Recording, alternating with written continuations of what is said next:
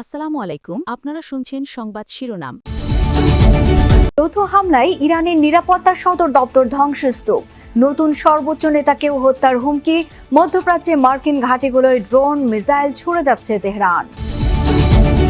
বিমানের ২৭ ক্রু সহ দেশে ফিরলেন আরব আমিরাতে আটকা পড়া ৩৭৮ বাংলাদেশি, জানালেন ভয়াবহ অভিজ্ঞতা, আজও বাতিল ৩৪ ফ্লাইট।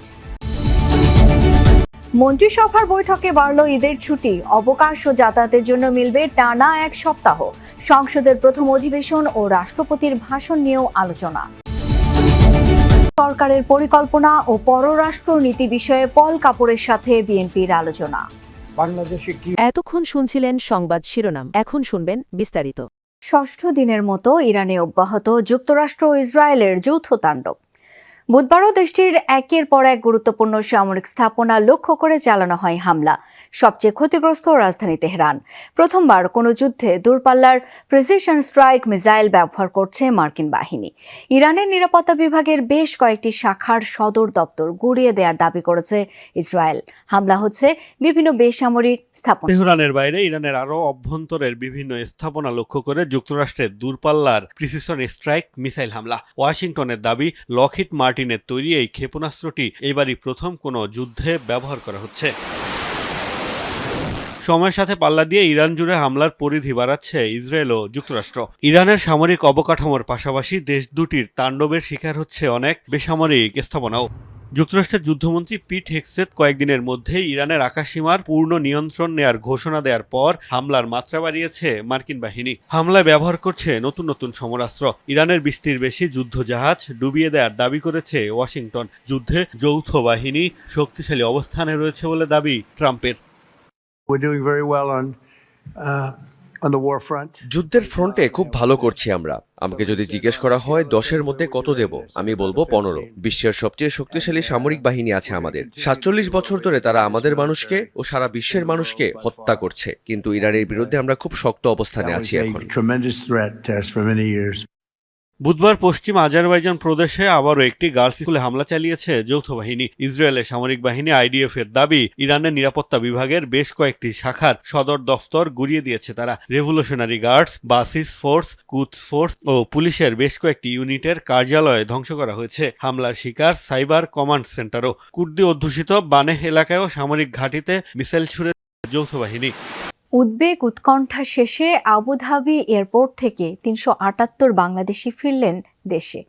মধ্যপ্রাচ্য যুদ্ধ পরিস্থিতিতে আটকা পড়াদের উদ্ধারে ইউএস বাংলা এয়ারলাইন্স পরিচালনা করে বিশেষ ফ্লাইট।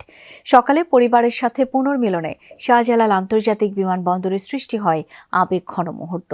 বেশিরভাগ মানুষই জানান, দুবাই সহ আশপাশের অঞ্চলগুলোতে কেটে গেছে যুদ্ধের ভয়াবহতা। আমার একটাই শোনা মানে কলিজার টুকরো সন্তান আকরামকে ফিরে পেয়ে ৭০ বছর যুদ্ধ পরিস্থিতি থেকে ফেরত মানুষদের উচ্ছ্বাসের সাথে বরণ করছিল পরিবার ও স্বজনরা। উদ্বেগ আর উৎকণ্ঠার রাতগুলো পেরিয়ে এই ফিরে পাওয়া। আসতে শুভ ভয় লাগছে, কারণ এই সময়টা আপনার আকাশে চলাচল বহুত রিস্ক। আমি আল্লাহর কাছে ফরিয়াদ করছি, আল্লাহ আমার ওখানে মনে হইতাছে যে আমি খুব খুশি। তো প্রায় জন বন্ধ হয়ে থেকে ভাবছিলাম হয়তো আসতে পারবো না। ইরানের অভ্যন্তরে ইসরায়েল যুক্তরাষ্ট্রের যৌথ অভিযানের প্রভাব ছড়িয়েছে মধ্যপ্রাচ্যের বাদবাকি দেশগুলোতেও। মার্কিন ঘাঁটিগুলোই তেহরানের মূল টার্গেট, যার জেরে সংযুক্ত আরব আমিরাতও আক্রান্ত হয়। নানা অনিশ্চয়তার পর দেশের মাটিতে পা রেখে ভুক্তভোগীরা জানালেন স্বস্তি। মিসাইল মারতেছে, এভাবে ভয় তো একটু থাকেই, তাই না? ড্রোনগুলো যেগুলো ওরা মারতেছে, ওই আকাশ থেকে ওরা করে দিচ্ছে। মনে হয় না যে আমরা আবার কোনো সময় দেশে আসবো বা মানে পরিবারের সাথে দেখা সাথে হবে এরকম। যখন কালকে এয়ারপোর্ট আসছিলাম তখন আমার টিকিট মিস হয়ে গেছে। রিপ্লাই আমার কোম্পানি আপডেট করে দিচ্ছে। মিসাইল মারছে বাদুবাই থেকে আমার বাসার রোম সর্বোচ্চ 8 কিলোমিটার। অবস্থা খুবই খারাপ, এখানে খুবই ভয়াবহ। আমাদের বাংলাদেশ থেকে বিশেষ ফ্লাইট দেওয়া উচিত ইমার্জেন্সি। তারা জানান, দুবাই সহ আরব আমিরাতের অন্যান্য অঞ্চলে যুদ্ধের পরিস্থিতি অনেকটাই কেটে গেছে। আমি ছিলাম আপনার দেরাতে, দুবাই দেরাতে। আমাদের পাশে কিন্তু আবার বাদ দুবাই আছে, ওখানে আমেরিকান কনসাল্ট আছে, ওখানেও কাল মেবি। যুদ্ধাবস্থার কারণে আজ মধ্যপ্রাচ্যগামী 34টি ফ্লাইট স্থগিত করা হয়েছে। এই তথ্য জানিয়েছে বেসামরিক বিমান চলাচল কর্তৃপক্ষ। নতুনভাবে বাতিল হওয়া ফ্লাইটের মধ্যে রয়েছে দুবাই, আবুধাবি, শারজাহ, দাম্মাম, দোহা ও কুয়েতগামী বিমান। এর আগে নিরাপত্তা নিয়ে উদ্বেগ আর যুদ্ধ পরিস্থিতির কারণে ওই অঞ্চলের দেশগুলো তাদের আকাশসীমা ব্যবহারে বিধিনিষেধ দেয়। তাতে ঢাকা থেকে ফ্লাইট চলাচল বন্ধ হয়ে যায়। 28 ফেব্রুয়ারি থেকে আজ পর্যন্ত মধ্যপ্রাচ্যগামী 210টি ফ্লাইট বাতিল হয়েছে। ঈদ উল ফিতর উপলক্ষে 18 মার্চ ছুটি ঘোষণার সিদ্ধান্ত নিয়েছে সরকার। এর ফলে 17 মার্চ থেকে 23 মার্চ পর্যন্ত টানা এক সপ্তাহের ছুটি থাকছে। সকালে সচিবালয়ে প্রধানমন্ত্রীর সভাপতিত্বে মন্ত্রিসভার বৈঠকে এই সিদ্ধান্ত হয়েছে। তথ্যমন্ত্রী জহিরুদ্দিন স্বপন বলেন, 12 তারিখে অনুষ্ঠিতব্য সংসদের প্রথম অধিবেশন ঘিরে মন্ত্রিসভার করণীয় নিয়ে বৈঠকে আলোচনা হয়েছে।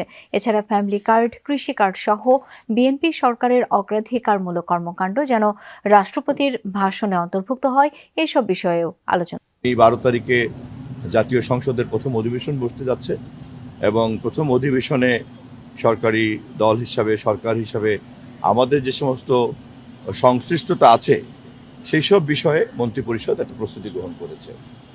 রাষ্ট্রপতির ভাষণ নিয়ে আমরা কথা বলেছি এবং বেশ কিছু প্রসঙ্গ এসেছে, এরপরে চূড়ান্ত হবে।